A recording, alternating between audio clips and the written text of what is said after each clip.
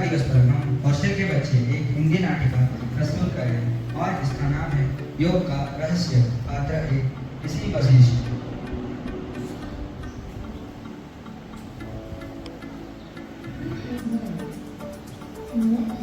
शिष्य एक अर्जुन।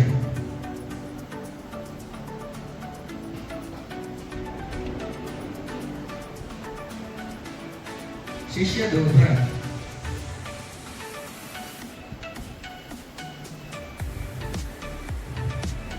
तीन सुरेश।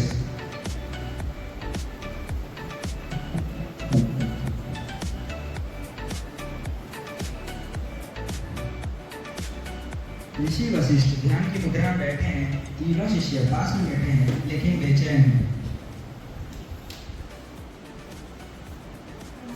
गुरुवर, आजकल मन बहुत बेचैन रहता है, पढ़ाई में ध्यान नहीं लगता और शरीर भी दिन ब दिन आलसी होता जा रहा है। गुरुवर, कुछ उपाय बताइए ना। मुझे तो लगता है मन और शरीर दोनों का संतुलन बिगड़ गया है। वत्सो, यही तो समय है योग की शरण में जाने का। योग केवल आसनों का नाम नहीं है, यह तो जीवन जीने की कला है। गुरुवर, क्या आप हमें योग का अर्थ और महत्व समझा सकते हैं? योग का अर्थ है जुड़ना, आत्मा का परमात्मा से, शरीर का मन से और मन का ब्रह्म से। मिलन ही योग है।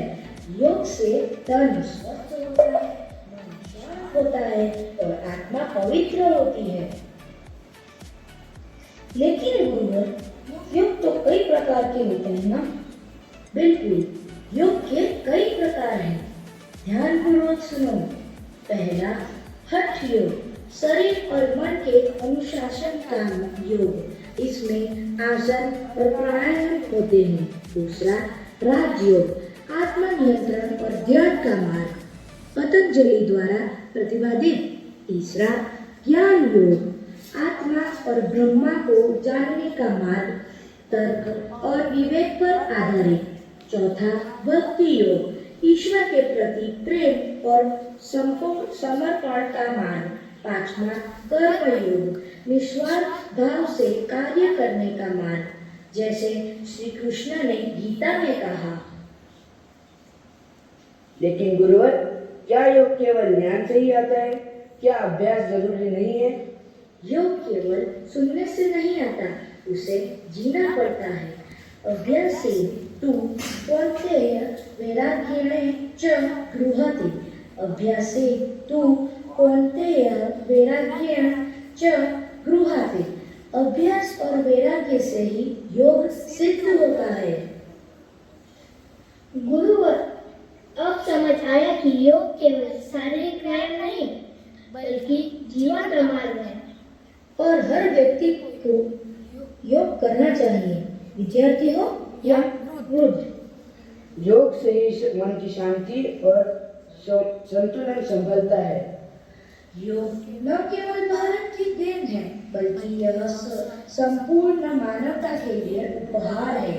आओ हम सभी संकल्प लें। रोज योग करें, स्वस्थ जीवन जिए। रोज योग करें, स्वस्थ जीवन जिए।